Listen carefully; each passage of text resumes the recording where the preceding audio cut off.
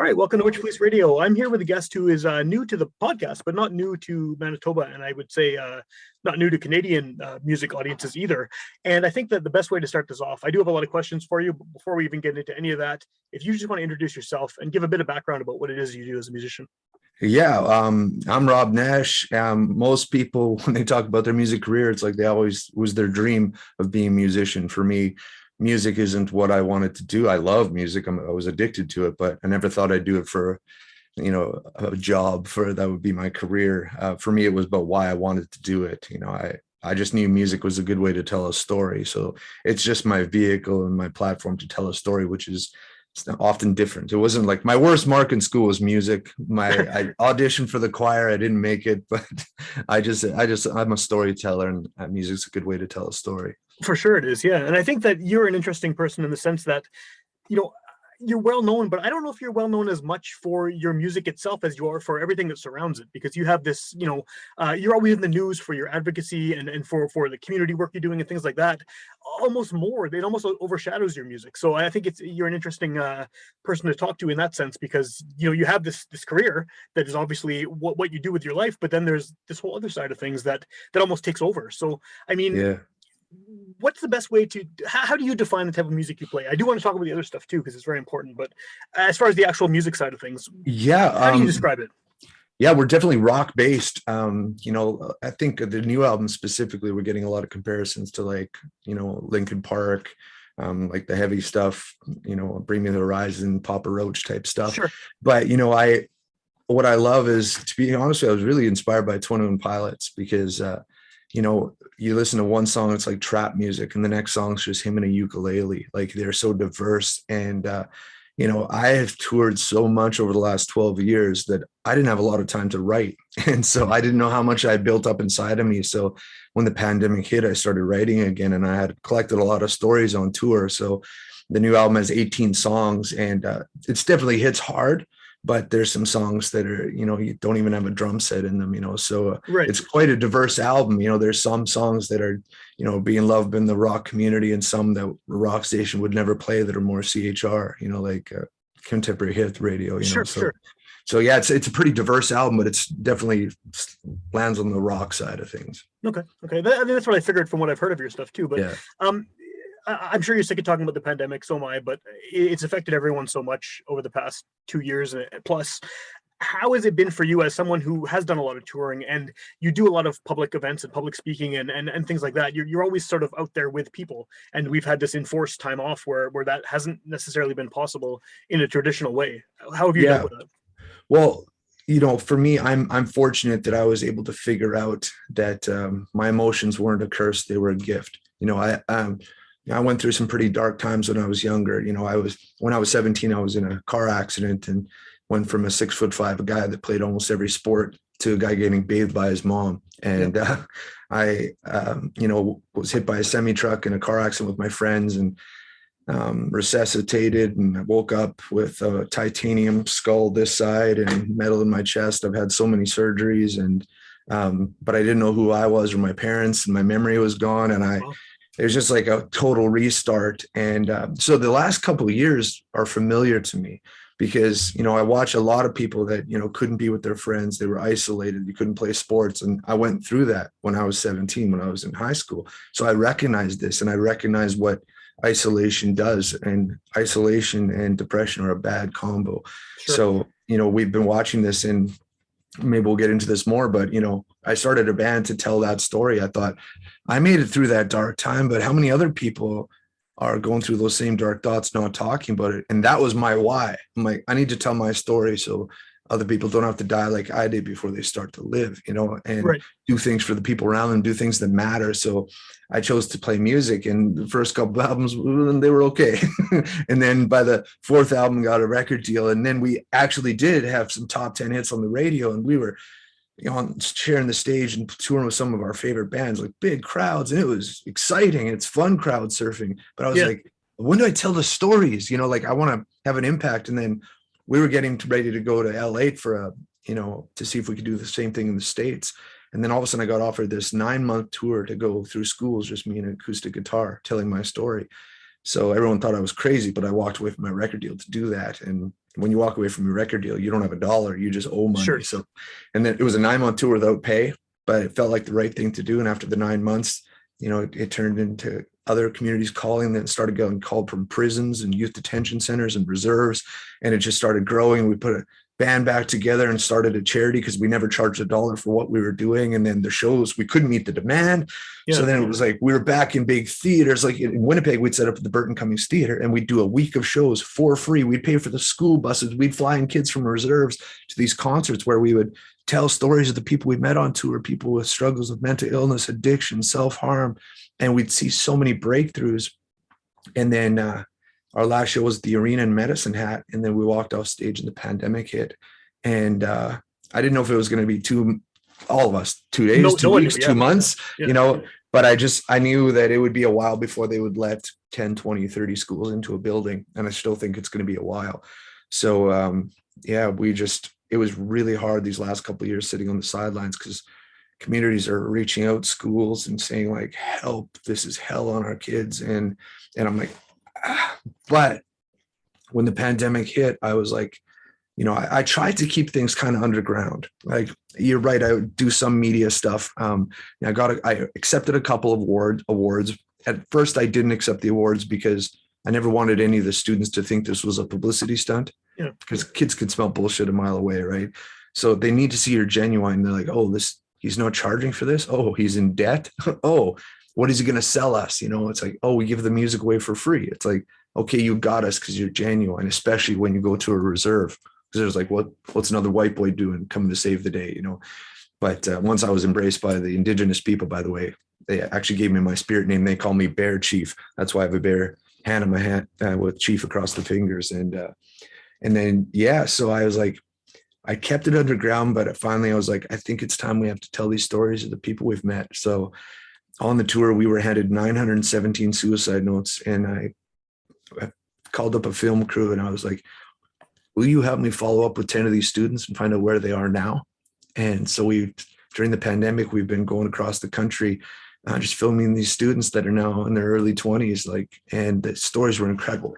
For me to hear, because I found out these stories, it didn't just make them feel better for a day, but these were long lasting impacts that these shows were having.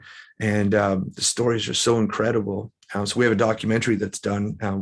We're just working on which platform it's going to go out on, but I put together a team of psychologists and social workers and teachers and counselors. And I said, can you take these episodes, these students, their stories, and let's show these in schools in a school curriculum. So now that's available and it's in 6 provinces right now. It's available for free on the website, and students watch my story. And then they journal like, what was Robb's struggle? What was his breakthrough? Yeah. How did he get help? How's he helping other people? Then they watch the story of one of the students. And by the end, it's like, hey, what's your struggle? How could you find a breakthrough? And it's getting really good response. So it was really hard sitting on the sidelines, but we're really excited that that's out there and it's helping people again. That's going to feel very rewarding to follow up, years down the road and find out how these kids' lives have gone and what they've accomplished. I've always said, like, I'm not the next Bono. I don't think I'm the next big thing, but I think one of these kids, or maybe more than one, is going to go out and do something way bigger than me. And if I'm a small part in helping spark that, that's exciting for me. I've always said I'm not trying to change the world. I'm trying to create world changers. Like, you know what I mean? Like, what's your story? Get that out there. Channel your story into a poem, into a painting, into a song. Don't keep those dark thoughts inside. That's when it overwhelms you and takes you out, And I guess, I mean, that's, I agreed 100%. That's a way that a lot of people should be finding creative outlets to deal with any kind of stress they're having or depression or anything like that. But on the other hand, I imagine that, it's even harder to see times when people haven't made it through, especially if you've been doing this for as long as you have and working with people so directly and dealing with such kind of open feelings and emotions. It's got to suck to get that other news where someone hasn't made it. Yeah, I wish what I do wasn't an occupation. I wish it wasn't necessary, but no matter how many suicide notes and razor blades we've been handed, every time I land in the next city, you read about another tragedy. I was just with a school in Manitoba earlier this week that just had a tragedy, and it's so heartbreaking. And I could actually get overwhelmed with that. except, most of what we do is preventative. We're partnered closely with CMHA and Kids Help Phone and stuff. Like, kids can just text Nash to 6868 and it goes straight to Kids Help Phone. But, when I sit down and I see, students and teachers crying, that maybe didn't see the signs and they have all these regrets, that could overwhelm me if I'm not careful, but that I just use it as motivation to get to that next person. That's what I was going to ask. Yeah, obviously it's not something that you want to ever happen, but it can, I'm sure, encourage you to spread that message more, or get it out there to more people in whatever way you can, right? For sure. And honestly, I don't do this because I feel sorry for these kids. I think we're losing some of the most gifted people to mental illness. Like, after talking with hundreds of thousands of teenagers, like this just happened at the mall the other day. This girl comes up, she goes, "You're Robb Nash, your music means so much to me because I was diagnosed with depression. I have suicidal thoughts." And I was like, "Oh, so you're like me." She's like, "What do you mean?" I'm like, "You hurt deeply, but you love deeply too, don't you?" And she's like, "Yeah." I'm like, "You hurt deeply. You can tell when others are hurting, can't you?" And she was like, "Yeah." I was like, "Yeah, you have what I have, and it sucks sometimes, but you can help a lot of people with that. Like, don't shut that off." Like, isn't it interesting? Like, depression is a very, very real thing. Sure. But we get diagnosed with depression. Nobody gets diagnosed with empathy. And empathy is a beautiful thing. And so I looked at this girl. I'm like, "So do you dance? Do you paint? Poetry? Are you into music?" She's like, "Yeah, I'm a painter. How'd you know?" I'm like, "You struggle with mental illness." I'm convinced there's a connection between the arts and mental illness. Artists, we have this extra thing, emotion that we have. We're affected deeply by the emotions around us, and we're meant to channel that into the painting or to the song, and we don't know what to. That's why I think we see so many suicides in Hollywood. Look at Kurt Cobain, Chris Cornell, Chester Bennington, Robin Williams. It's entertainers, artists. We've got this extra juice, you know what I mean? And it can be overwhelming when you keep it inside. And we lose way too many of the most gifted people. I've never been to a funeral for a suicide where I've been asked to sing a song where the mom and dad say, "Yeah, it's a good thing our daughter's gone and she had nothing to offer this world." It's always the opposite. She was so gifted. How did she not see it? Yeah.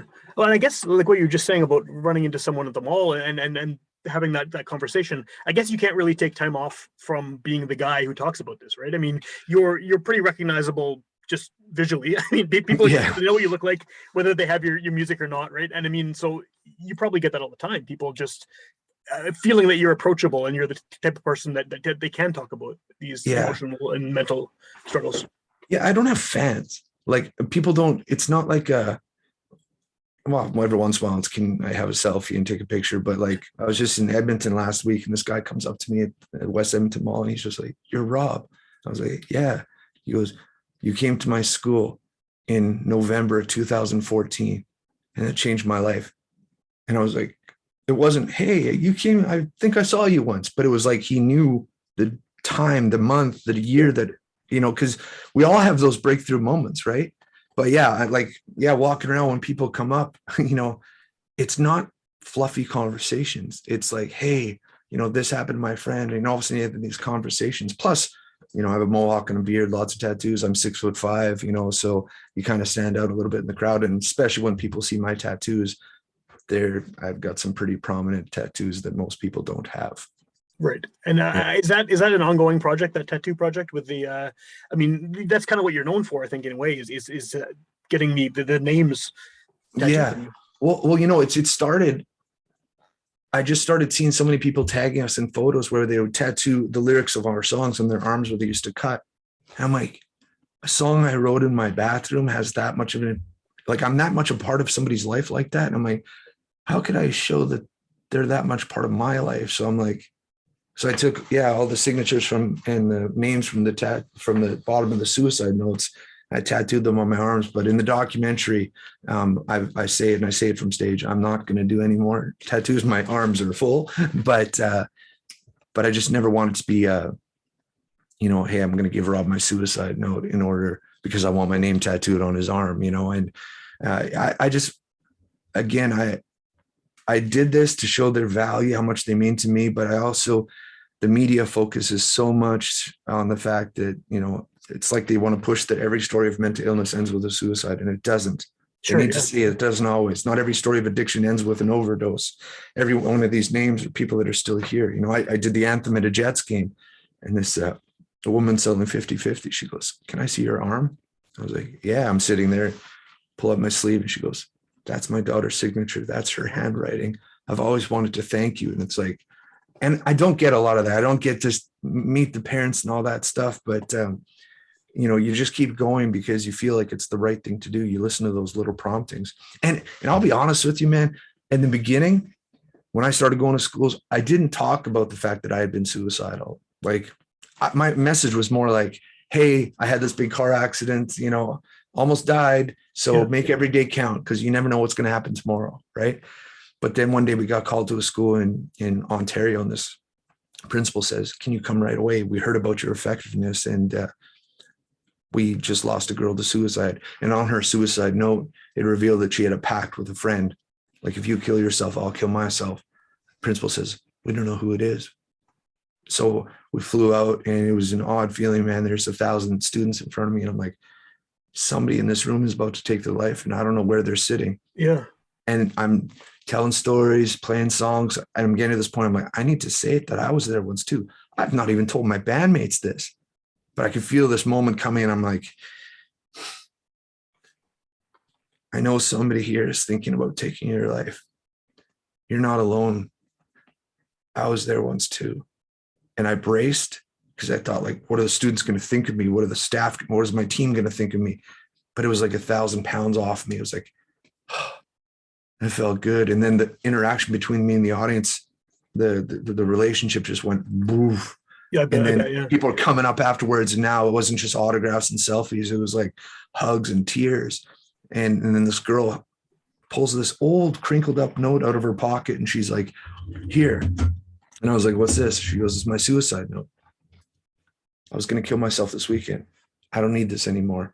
And the principal and the counselor are standing next to me, because we always work closely, make sure that they get the follow-up help that they need, right? And they walked off, and she's going to go talk with the counselor. And I'm like, holy shit, we found her.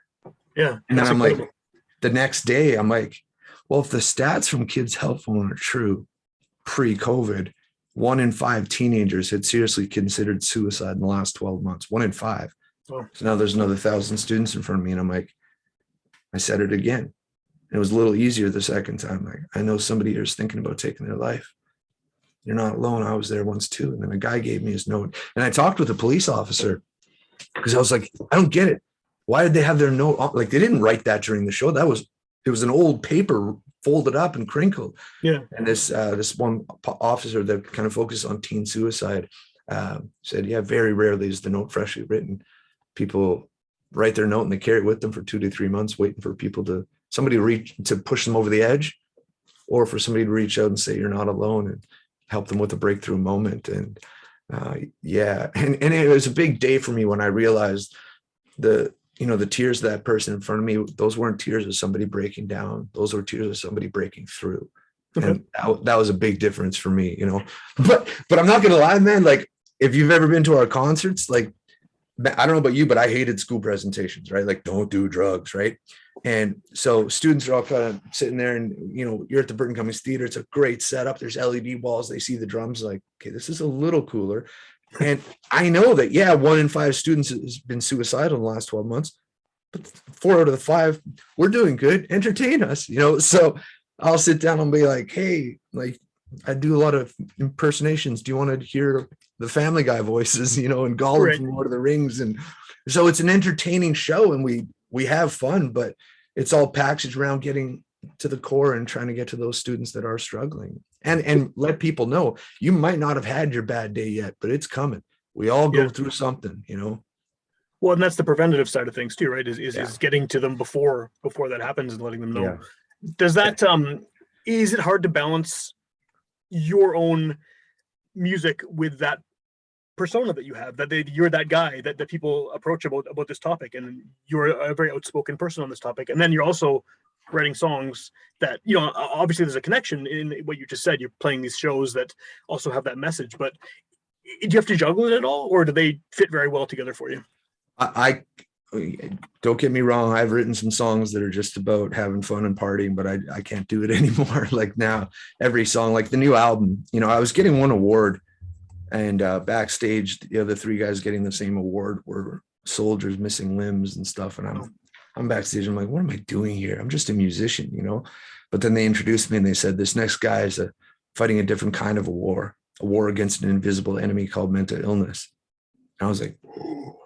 That, like, as an artist, I was like, I could write about that. It's the new album. And I was touring so much, I hadn't written, so 18 new songs, and they're all based around that theme of war. You know, the title track, This Is War, is like, you know, it's about being on the front lines. And it kind of challenges the fact that, you know, in the Western world, but specifically North America, we think we've created paradise. But in the song, I'm like, is this paradise?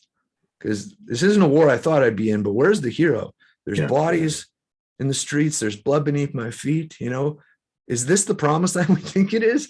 Because this is where there's the most suicides, the most overdoses. We've lost our way. But then other songs like Ally, it's like, don't fight this alone. Like that idea I got from, I was meeting with one of the Grand Chiefs and the head of the Métis Federation, one on a Tuesday and the next on a Wednesday.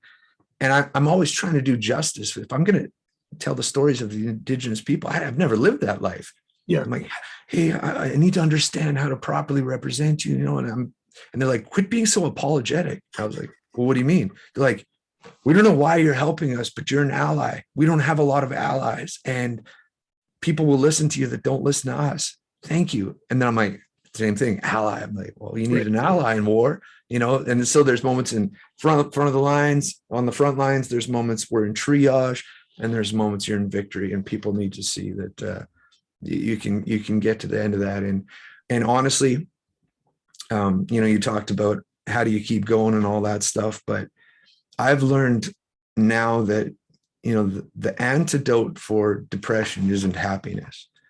Because happiness is kind of defined by, hey, if good things around you are happening, we call that happiness. Sure. But if bad things are happening, you can't be happy. It's like you're letting the circumstances around you to dictate how you feel, you know. And I think we're supposed to seek for peace, you know, within, that is regardless of the circumstances around you. So, and I think the antidote for depression is purpose.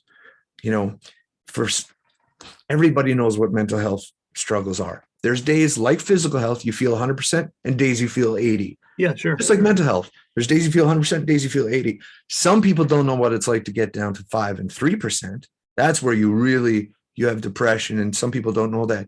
And if you've never been there, you know, a lot of people say that suicide is selfish because you take your pain and you give it to the people around you, which obviously happens.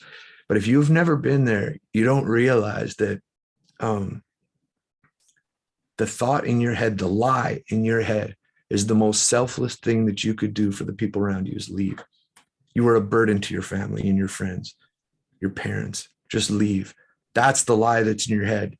And how do you combat that lie? Is purpose, right? You know, for me, when I got through that darkness and I was like, okay, because everybody told me everything happens for a reason.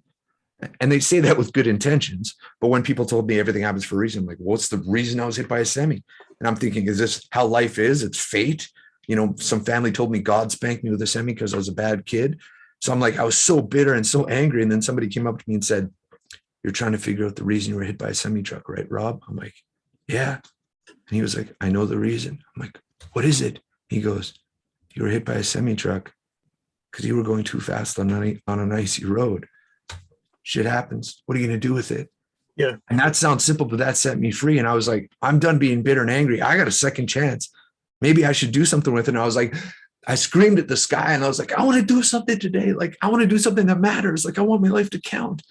And I thought I'd feel a prompting to like move to Africa and build a well. And that's awesome. You know, if somebody does. I didn't feel that. But you know, you get those gut feelings sometimes. This is what I felt.